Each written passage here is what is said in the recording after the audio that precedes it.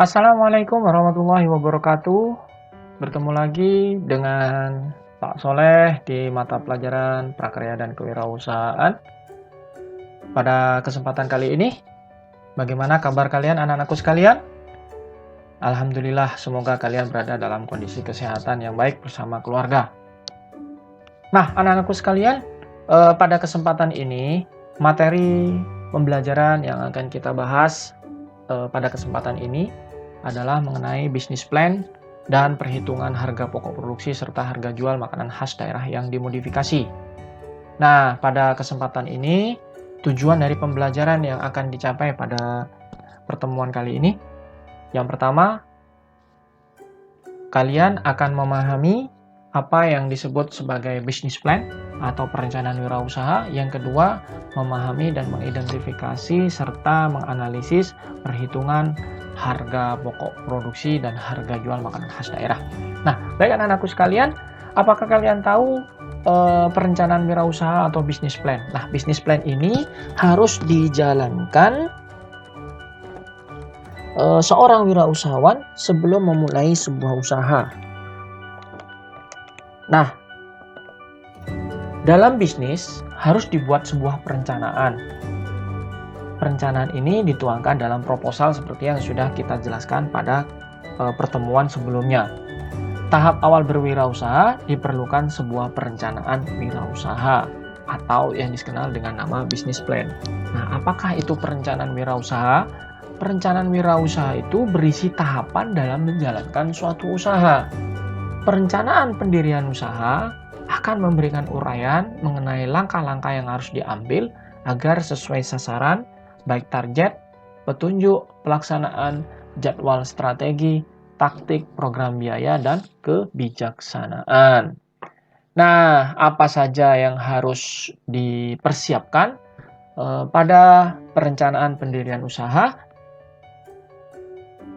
Antara lain, satu, pemilihan jenis usaha. Kedua, nama perusahaan. Yang ketiga, lokasi perusahaan. Yang keempat, perizinan usaha. Yang kelima, sumber daya manusia. Yang keenam, aspek produksi. Dan yang terakhir adalah aspek keuangan. Baik anak-anakku sekalian, mari kita bahas satu persatu hal-hal yang harus dipersiapkan ketika kita akan mendirikan sebuah usaha. Yang pertama adalah pemilihan jenis usaha. Nah, kenapa kita harus menetapkan pemilihan jenis usaha? Nah, pemilihan jenis usaha ini harus sudah mantap. Diuraikan secara jelas alasan-alasan pemilihan usaha yang ditetapkan. Sebagai contoh, misalkan, nah, kita memilih jenis usaha asinan Bogor. Kenapa kita memilih asinan Bogor? Nah, alasannya ditulis secara jelas, secara rinci, sehingga kita memiliki dasar yang kuat atas pemilihan jenis usaha ini. Contoh, misalkan, satu, kenapa asinan Bogor ini kita pilih sebagai salah satu jenis usaha yang akan kita kembangkan? Yang pertama adalah digemari konsumen karena rasa segar dan harga terjangkau.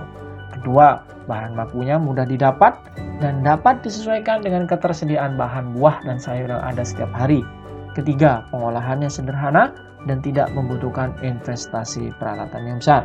Yang keempat, memiliki peluang inovasi pada proses pengawetan dan kemasan untuk meningkatkan daya simpan dan daya tarik. Nah, setelah pemilihan jenis usaha ini sudah jelas, sudah clear, maka dilanjutkan dengan yang kedua, yaitu memberikan nama perusahaan. Kenapa kita harus memberikan identitas terhadap usaha kita? Ini adalah untuk memudahkan dalam proses identifikasi.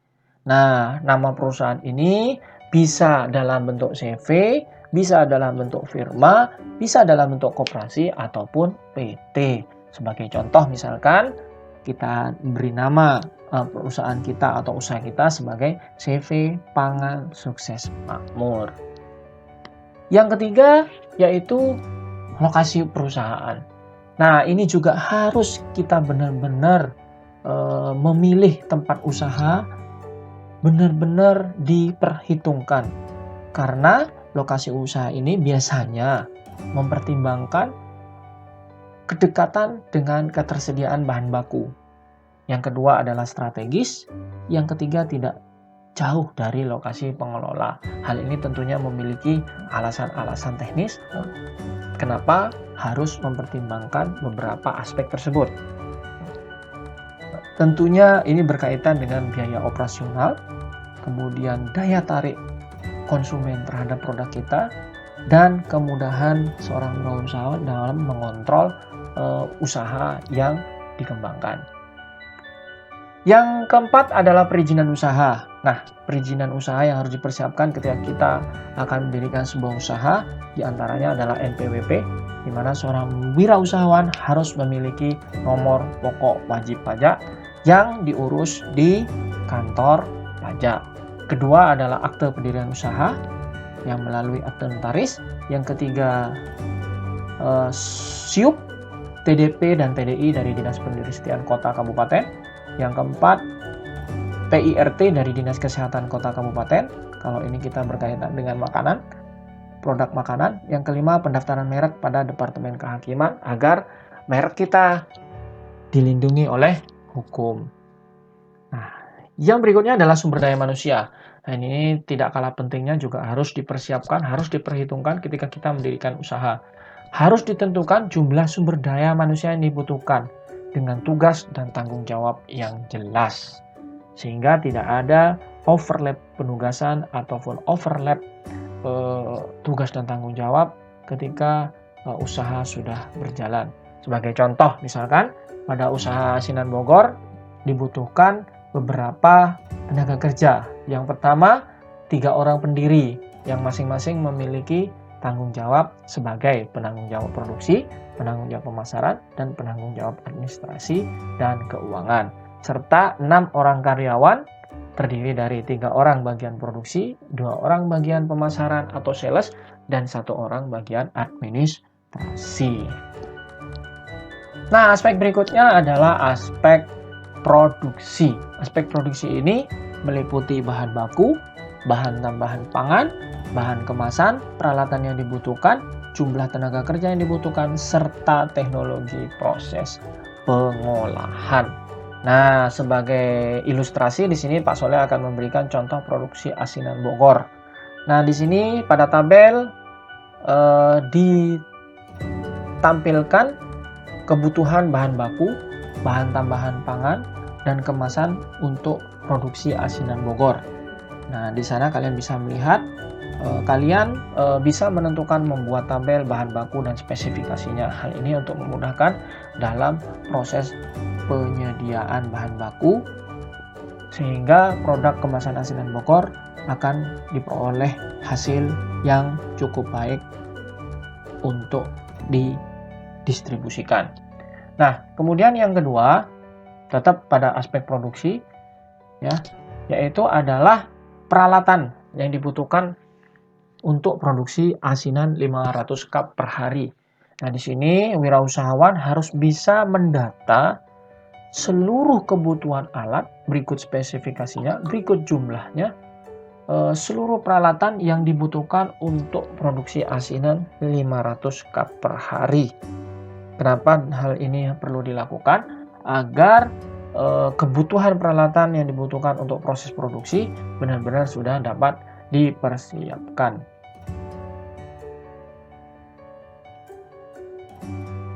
Kemudian jumlah tenaga kerja. Nah, di sini seorang wirausahawan harus mampu memetakan berapa jumlah tenaga kerja yang dibutuhkan. Sebagai contoh, jumlah tenaga kerja pada proses produksi, yaitu pada proses produksi dibutuhkan 3 orang untuk tenaga kerja produksi, pria 1 orang dan wanita 2 orang. Kemudian pas pemasaran dan administrasi, pria 2 orang dan wanita 1 orang. Kemudian yang terakhir pada aspek produksi yaitu teknologi atau langkah-langkah proses pengolahan asinan Bogor. Nah, seorang wirausahawan juga harus memiliki metode dan teknologi bagaimana mengolah sebuah asinan Bogor yang dikemas dalam standar operasional prosedur. Baik, aspek yang berikutnya adalah aspek keuangan. Nah, aspek keuangan ini meliputi perhitungan investasi alat dan mesin, biaya tetap, biaya tidak tetap, total biaya produksi, harga pokok produksi, harga jual, dan perhitungan laba dan rugi. Yang pertama, investasi alat dan mesin. Nah, untuk pendirian sebuah usaha tentunya membutuhkan investasi alat dan mesin untuk proses produksi, pembelian peralatan dan mesin produksi yang dibutuhkan untuk proses produksi. Peralatan yang dibeli harus sesuai dengan kapasitas produksi dan hal teknis yang lain. Nah, sebagai contoh di sini, bagaimana seorang wirausahawan melakukan investasi aset alat dan mesin yang didata dalam sebuah tabel, di mana biasanya pada proses investasi alat dan mesin ini ada kaitannya dengan pembebanan biaya penyusutan. Nah, biaya penyusutan per bulan terhadap investasi alat dan mesin dihitung dengan rumus total biaya investasi secara keseluruhan. Ya, pada tabel itu bisa dilihat pada sigma dalam ribu, di mana di bawah terdapat data jumlah 5040 ya. Jadi pada tabel total biaya investasi itu dinyatakan dalam 5.040.000 rupiah. Sedangkan umur ekonomis fisik atau alat, ya, kita berasumsi bahwa alat ini akan mengalami penurunan kondisi kerja pada 5 tahun mendatang. Nah, 5 tahun ini kita kalikan dengan 12 karena di perhitungannya adalah bulan, maka umur ekonomis fisik atau alat jadi 5 kali 12 bulan sehingga mendapatkan hasil 60 bulan. Nah, biaya penyusutan per bulan dinyatakan dengan rupiah per bulan. Dan ini akan dibebankan dalam biaya tetap. Yang berikutnya adalah biaya tetap atau fixed cost, yaitu biaya yang dikeluarkan yang jumlahnya tetap setiap bulannya berapapun jumlah produksi. Biaya ini pasti. Biaya ini terjadi terlepas dari adanya unit yang diproduksi atau tidak. Jadi biaya tetap ini adalah biaya yang selalu dikeluarkan meskipun kita tidak melakukan proses produksi. Nah, yang termasuk dalam biaya tetap antara lain biaya penyusutan alat, biaya tenaga kerja, dan biaya sewa gedung. Nah, sebagai contoh ilustrasi di mana pada grafik di atas di mana jumlah produksi dan nilai rupiah. Jadi kalau fixed cost itu ditunjukkan dengan garis lurus, ya, garis lurus. Jumlah produksi tidak terpengaruh terhadap jumlah produksi. Jadi besarnya biaya yang dikeluarkan itu akan senantiasa tetap dalam kurun waktu tertentu dan tidak berubah meskipun jumlah produksinya berkurang atau naik. Kemudian yang berikutnya adalah biaya tidak tetap atau variable cost, adalah biaya yang dikeluarkan sesuai dengan jumlah produksi. Nah, biaya variabel ini hanya terjadi ketika unit diproduksi. Jadi kalau tidak ada produksi, maka tidak akan dikeluarkan biaya tidak tetap. Nah, yang termasuk dalam biaya tidak tetap antara lain biaya bahan baku, bahan pembantu, biaya listrik, biaya air, biaya gas, biaya bahan kemasan, dan biaya pengiriman. Nah, secara grafik, variable cost ini ditunjukkan dengan garis lurus yang naik. Kenapa? Karena semakin jumlah produksi produk itu semakin banyak, maka biayanya juga akan semakin meningkat. Sehingga ditunjukkan dengan garis lurus linier yang menaik atau menanjak. Nah, sedangkan fixed cost itu menjadi garis datar, garis lurus datar. Kemudian yang berikutnya adalah total biaya, adalah jumlah keseluruhan biaya tetap dan biaya tidak tetap pada proses produksi. Jadi biaya tetap dan biaya tidak tetap dijumlah menjadi satu, menjadi total biaya produksi. Nah, total biaya itu ditunjukkan dengan grafik seperti yang tertampil pada layar.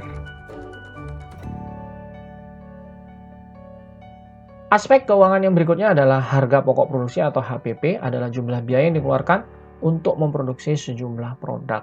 Ingat, HPP per unit itu sama dengan HPP dibagi dengan jumlah produk yang dihasilkan. Jadi kalau ditanyakan HPP per unit, tentunya nanti satuannya adalah rupiah per unit. Jadi HPP dibagi dengan jumlah produk yang dihasilkan. Ya. Perhitungan HPP ini menggunakan dua metode pendekatan. Yang pertama pendekatan full costing, di mana memperhitungkan semua unsur biaya produksi, biaya bahan baku, biaya tenaga kerja produksi, dan biaya overhead baik tetap maupun variabel, serta ditambah dengan biaya non-produksi, biaya pemasaran, biaya administrasi, dan umum. Nah, contoh perhitungan total HPP menggunakan pendekatan full costing seperti yang tertera pada layar. Jadi semua perhitungan unsur biaya produksi itu dimasukkan. Ya, seperti yang sudah dijelaskan oleh Pak Soleh, biaya apa saja, ya silakan kalian lihat pada layar pendekatan full costing.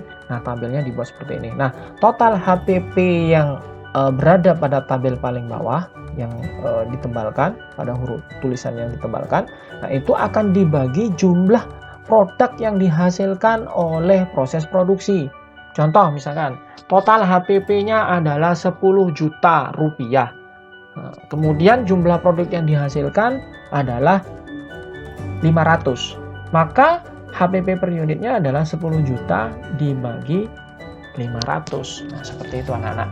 Jadi harga pokok produksi itu harga pokok produksi per unit itu sama dengan total HPP dibagi dengan jumlah produk yang dihasilkan. Kemudian yang kedua adalah pendekatan variable costing. Ya, pendekatan variable costing ini adalah memisahkan penghitungan biaya produksi yang berlaku variabel dengan biaya tetap. Biaya variabel terdiri dari biaya bahan baku, biaya tenaga kerja produksi, dan overhead variabel ditambah dengan biaya pemasaran variabel, biaya umum variabel.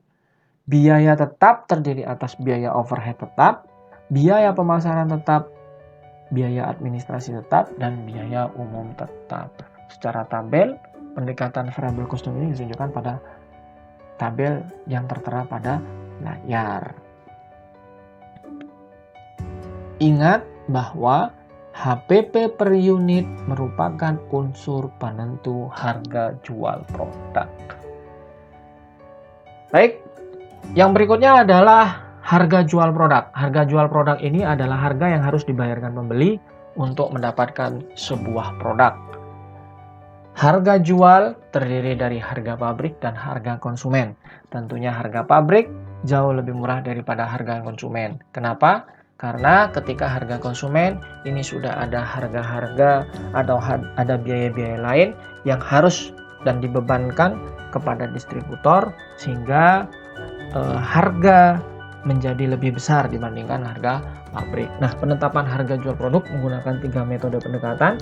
Yang pertama adalah pendekatan permintaan dan penawaran atau supply and demand approach, yaitu dari tingkat permintaan dan penawaran yang ada ditentukan harga keseimbangan atau equilibrium price dengan cara mencari harga yang mampu dibayar konsumen dan harga yang diterima produsen sehingga terbentuk jumlah yang diminta sama dengan jumlah yang ditawarkan.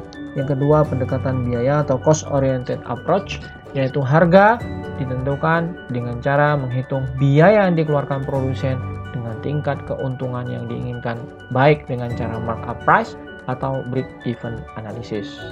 Nah, kemudian yang ketiga, pendekatan pasar atau market approach, yaitu merumuskan harga untuk produk yang dipasarkan dengan cara menghitung variabel yang mempengaruhi pasar dan harga seperti situasi politik, persaingan, dan sosial budaya. Nah, harga jual produk ini ditentukan berdasarkan 3 metode ini. Nah, silakan jika sebuah usaha kita akan menentukan harga jual, silakan melakukan penentuan harga jual ini berdasarkan 3 metode tersebut. Aspek keuangan yang berikutnya adalah pendapatan kotor. Pendapatan kotor atau jumlah penerimaan uang yang didapatkan dari total penjualan sebelum dipotong total biaya. Jadi rumusnya, pendapatan kotor atau penerimaan kotor itu adalah jumlah produk terjual kali harga jual.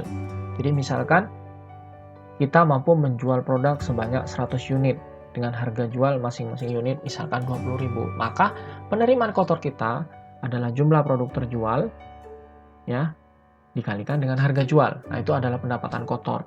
Kemudian yang terakhir atau pendapatan bersih. Nah, dalam hal ini kita laba atau rugi ditentukan dari pendapatan bersih, yaitu jumlah penerimaan uang yang didapatkan setelah dipotong total biaya. Jadi rumusnya adalah laba sama dengan penerimaan atau pendapatan kotor dikurangi total biaya yang sudah dikeluarkan. Jadi pendapatan kotor dan pendapatan bersih atau laba satuannya adalah rupiah. Baik anak-anakku sekalian, itulah kiranya materi yang bisa disampaikan pada pertemuan kali ini. Semoga kalian bisa memahami apa yang disampaikan pada materi ini. Dan kita akan bertemu lagi di materi selanjutnya mengenai break even point, perhitungan titik impas, serta media promosi makanan khas daerah. Terima kasih anak-anakku sekalian. Pada kesempatan ini Pak Soleh juga tidak lupa mengingatkan selalu menjaga kesehatan dan selalu melaksanakan protokol pencegahan COVID-19 selama pandemi COVID-19 ini belum berakhir. Dengan cara jaga jarak, tidak berkumpul, menggunakan masker ketika keluar rumah, dan yang terakhir selalu mencuci tangan dengan sabun dan air yang mengalir.